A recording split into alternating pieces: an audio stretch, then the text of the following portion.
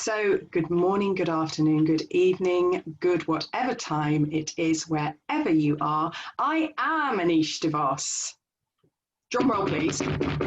And we have the enigma that is the most ponderful, the most fabulous, the most gorgeous and glamorous. I'm hamming it up because it's the end of the year, David.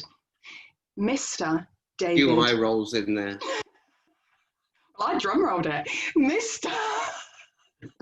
David Buckler. How are you, Aneesh? Well, I am dead, diving in before there was any more. Oh, absolutely. Stop her as she begins. How am I? Well, David, you know, it is the 20th of December in the year 2020. What a year. Did you see how I stopped that ablative that would normally come out from me? I gulped and I stopped. So, what a year has 2020 been? Yeah. There's no follow through, is there? No. So we thought that we'd just have a little whiz around what we'd been doing in 2020, but we're also going to add that we're taking January off, aren't we, David? Yes. And the reason we're taking January off is because in our spare time, on a Sunday, we cram in a bit of studying, and we are both in the midst of completing dissertations, aren't we, David? We are, indeed. So we thought, give you lot a break, but also give ourselves a break. Be nice to get it in on time. It would be really nice to get it in on time. And indeed, next year we have got some lovely guests coming in with a lot more stories of just, well, that leave David and I all the time a little bit, even me, Yeah. a little bit like that.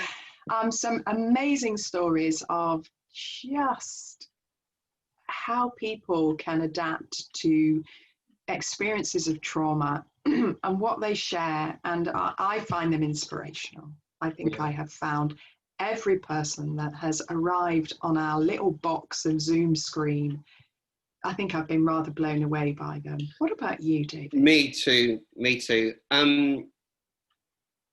We have spoken, listened to, heard. I hope I listened more than I talked. I'm sure I did. I didn't.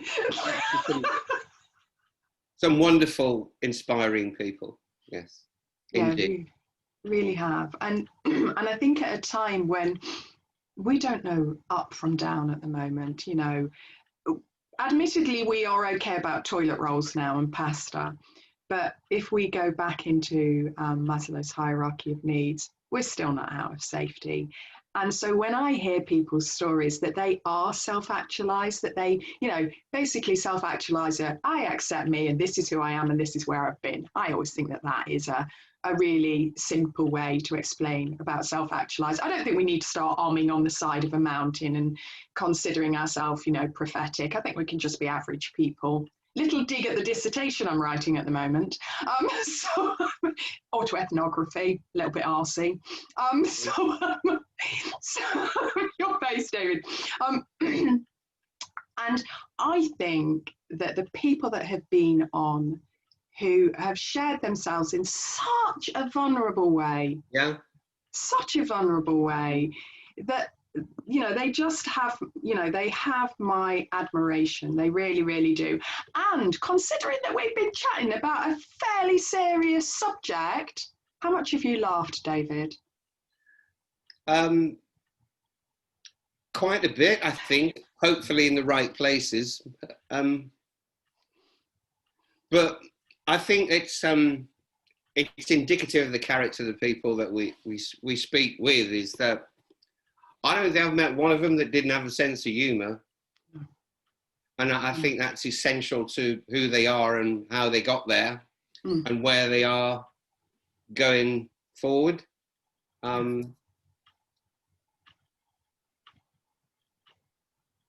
told you I used to work with emergency services, fire brigade in particular, firefighters, shows my age, the fire brigade, you know, when they had brass helmets and were drawn by horses.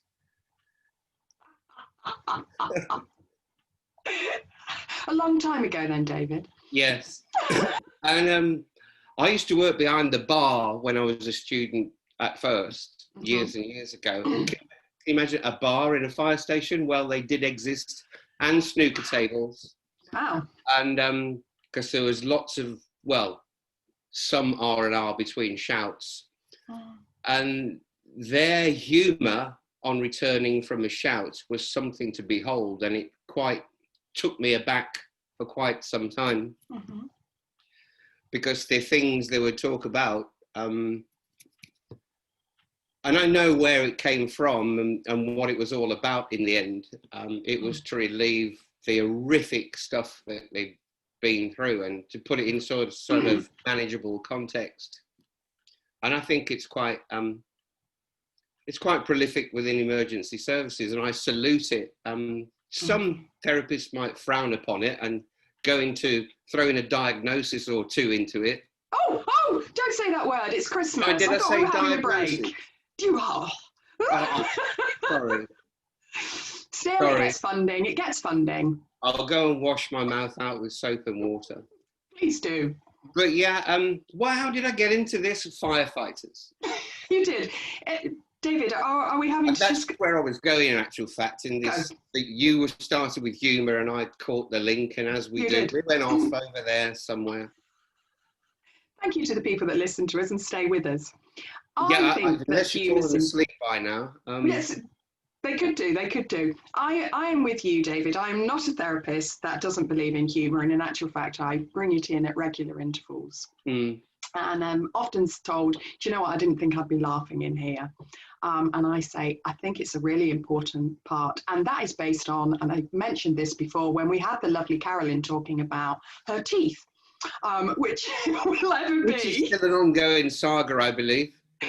Carolyn will be back with us in the new year when she too has written her dissertation, and hopefully we'll have more stories of her teeth. I think we actually ought to have a particular show with Carolyn and her teeth. I think we should do a show per tooth. Apparently it's very expensive. Made my eyes water, yeah. Absolutely.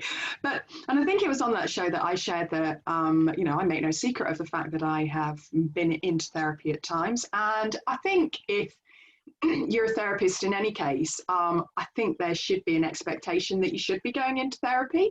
And I'm really quite strict on that bit. Whilst I don't share what my therapy is about, I do share with my clients that, yes, I've been in therapy as well. I'll often say, is this your first time? And if they say yes, I say, I've been in and out of therapy a few times. So I'm letting you know that, because that just creates that bond, doesn't it? Like, that person really does know what it's like to sit in the seat. And, I think that sort of disclosure is important. And as much as we try, there is that stigma attached to going to therapy. Totally. It's still there, and we've had lovely conversations around that too. And I think my thing was about therapy and why I do I need therapy to discuss this? I don't know. I don't think so. Is that one of the first therapists that I saw, very, very serious, in a big mental health unit in an NHS hospital. And, great, blooming hell, NHS, please keep pumping money in somebody. But she turned around to me, I'd said something which was perhaps a little risque. And she said, don't you find it surprising that you laugh at the most serious of things? And she said it with a deadpan face. And I looked at her and I said, no, I call it survival. Needless to say, I didn't go back again, and did phone her and tell her why I wasn't going back. And that was why. She was a little bit taken aback, because this was, oh my gosh, because I'm old now, almost 30 years ago. It was when I was 22 and I'm 51 now. She was very taken aback. So I know I've always been bombastic, a little bit arsy. And so yeah, she was quite taken aback. But and I don't believe that it's a defense mechanism either. I don't like this sound of, it's a defense mechanism. It's a coping strategy. It's an I think there's a difference between that awkward in the middle of the sentence that is defensive. But when you're out and out funny about, I don't know. Carolyn and her teeth. Carolyn and her teeth. which has its very painful connotations, both emotionally and physically. Yes, bless her. Carolyn, we love you if you're watching it. Yeah, we do. Miss you. Be nice to get together. Be nice for a lot of people to get together eventually. It would be nice. And David, we've just kind of nipped on in, haven't we, into one of your favourite subjects, government. I just led you there. How are you feeling, David? Sunday morning? I'm beginning to cope with surprises, U-turns, lies. Oh, there we go. Deceit, deception, rampant spending, cronyism. Shall I go on? Because I enjoy it, because it's usually me that's getting that arsy. I love it that it's you. And I'm still smiling. I shouldn't be. No. I get drawn into Twitter big time. I don't say much, but I retweet a lot. Is that a coward's way out? You know? No, I love Twitter. Love it. But there's some interesting stuff coming up, especially after yesterday. There's a lot talked about. Doesn't seem to be any blame attached to any part of government. It's your fault and it's my fault, and stop being so irresponsible. I love that divide that happens. You know, that lack of community, that in actual fact, you're a human being, I'm a human being. Where's the we? Boris, where's the we? Boris doesn't know where the we is. Well, I don't think he knows where much of anything is, really. No. Ethics, morals, values. No, small things. Compassion, humanity. Yeah. There is, and you know, Boris is somebody that I'd love to sit in a therapy room with. Then my compassion would be like, let's just hold this guy and see what's going on there. You would have to be, I would think, hold yourself too. That would be the ultimate test of non-judgmental behaviour, wouldn't it, really? Yeah. Wouldn't it? But I guess you would like it. I would have to be as congruent as I am anyway. Yeah. Say, look, I don't like you, Boris. Tell me about yourself. Yeah. But I don't like you, but I can help, I think. Yes. Or I'd like to.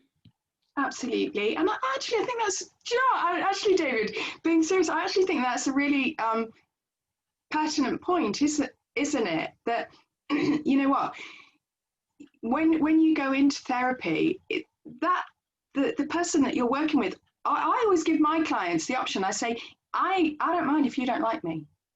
You let me know, because if you don't want to be here, please don't be here with somebody that you don't like. Not obviously as an opening gambit, but it might slip in there somewhere along the way. And people are just like, oh, you know, people seem surprised that they can say that they don't like you if they want to, and they don't want to carry on with this therapy. And I'm like, I literally have got loads of friends who are therapists, and I can refer you on, but please don't come to this if you don't feel comfortable with me, because how can you open yourself into that? You're absolutely right, of course. You cannot be a therapist, in my opinion, and not be absolutely, sometimes brutally honest. And I have been accused of that on a couple of occasions, but where it's necessary, and it's about where you are with someone in a therapeutic relationship, because as we know, it's all about the relationship, and if you haven't got that, then you don't start anywhere. No, and it is totally and utterly about the relationship. And, you know, I've sat with therapists in the client position who, you know, fair play to them for studying to the extent that they have and getting the qualifications that they have, but literally felt nothing, you know, nah. And I've been really clear, you know what, this won't work for me, and I'm not coming back. And I appreciate that can be a really tough thing to hear as a therapist, depending on what your views are. But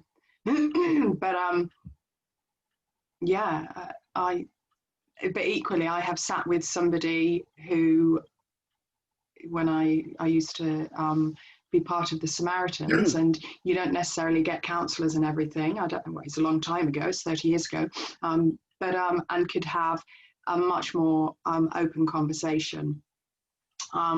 So I'm not saying that qualifications don't matter. They do. We're just in the midst of a dissertation. You have they to do. know what's in the books. Yeah. If you're going to argue against it. I mean, Yes. That's my take on it. Yes, exactly. And you do it beautifully. Well, thank you. Well, you are far, far more accomplished and better behaved academic than I will ever be. And but I'll leave that one out there. Yeah. But there is that sense that, and this goes back to community. You know, when I look at the work that I do and that I'm involved in, and conversations with other people, we live in a society that pumps out perfection like it pumps out water into the rivers that is rather full of badness from companies that shouldn't be pumping stuff into rivers. And there I am, I'm going off on a little tangent. But, you know, the social media pumps this out, and this is getting into our society at such a rate. And, you know, young people, middle people, old people, you can get sucked into that, you know, oh, well, am I good enough? Am I right? And I touched on this last time, this thing of, I'm recovered and I got my jazz hands on and I'm riding my unicorn down the street. You know what? Trauma is bloody, bloody tough. It's dirty, it's messy. And by all means, go to somebody who is a specialist in it and work your stuff and get to a state where you can live in a helpful and self-supporting manner with compassion to yourself. But be careful out there on social media of the jazz hand brigade of trauma. And it's something that annoys me deeply. It is becoming, it really does. Even my cat's annoyed. She's sleeping through it. She's got frozen trauma. But I thought you bought a new hat.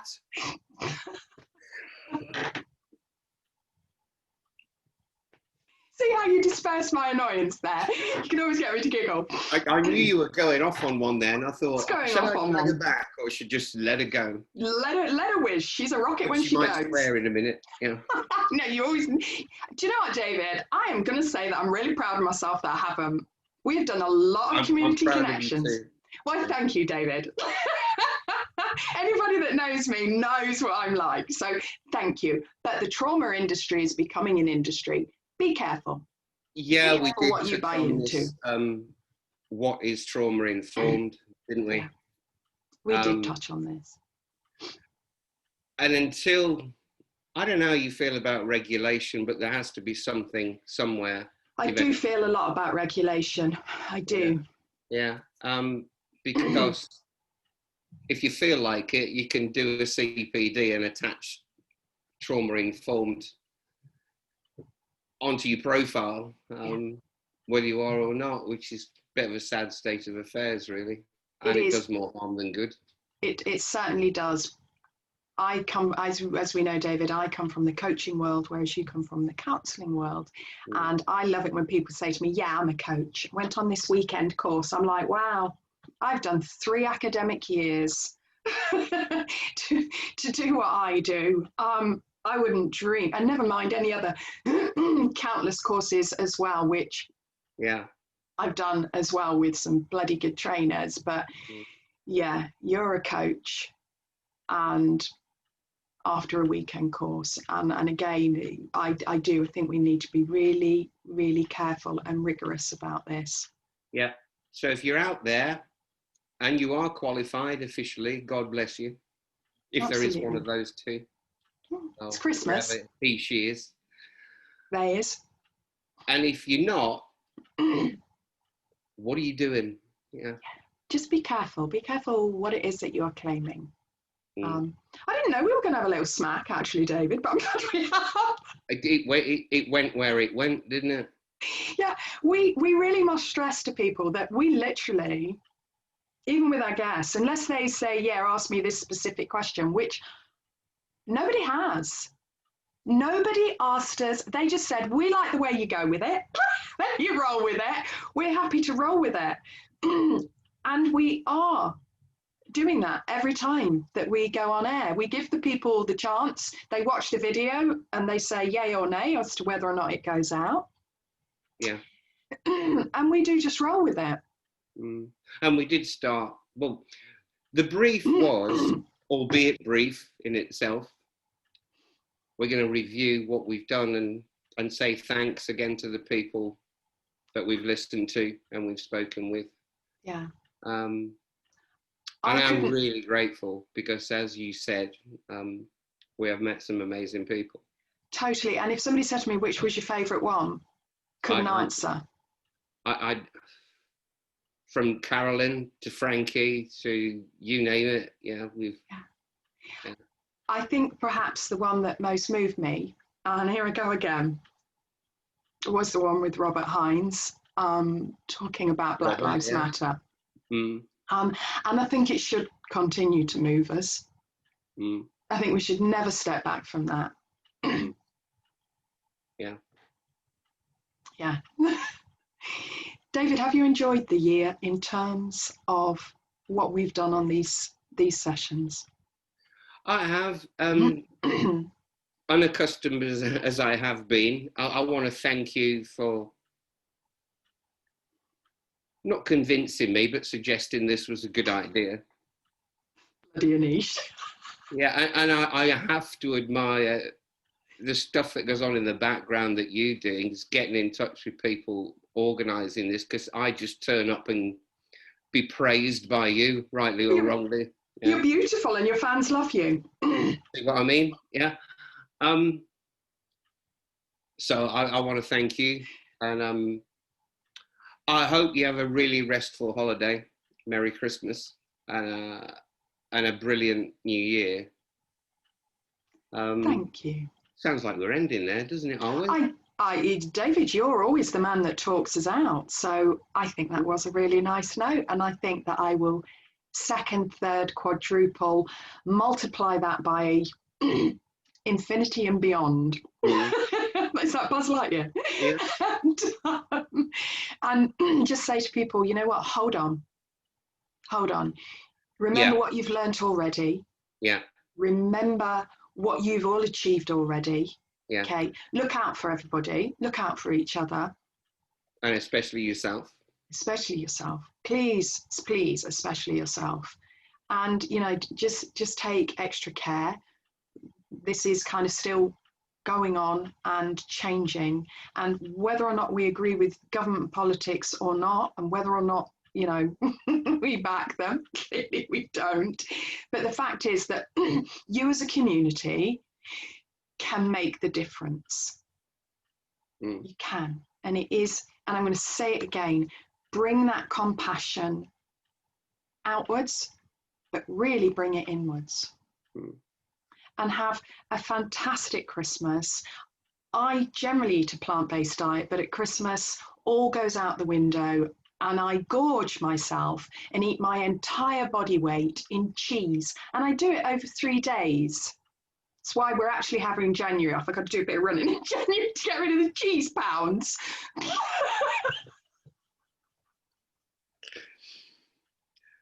So, on that note, David, do you want to talk us out? Yeah, I would say pleasure as always. And thank you out there, if you've taken time to watch and listen to us, and have a very Merry Christmas and a fantastic 2021, if we can manage that, please. David, where's your lovely, you always say, there's always hope. Well, you know, I believe that. And I guess I am the glass is half full type of person. What I've been saying a lot just lately, because obviously the situation we're in comes up quite a lot in the work that I do. And I think what's had a surprising effect is something I always think is that, you know, if you forget where you just put down where you think you're going at any one time and just live in the day, because this is the journey that we're on. and it doesn't matter what the goal is. Live now, enjoy the journey as much as you can, because this is it. I mean, this is what it is. It's not a dress it's rehearsal. Nice to have plans and goals, but there's more security in being happy where you are right now.